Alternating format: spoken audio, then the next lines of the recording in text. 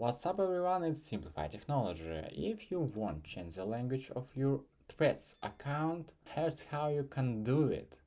Open the Threads app here and make sure you're logged into your account.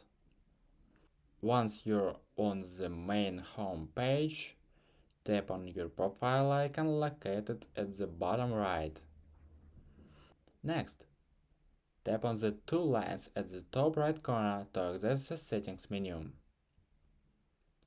From the settings menu, tap on language. You'll see a list of available languages for the app. Select the language you want to change to.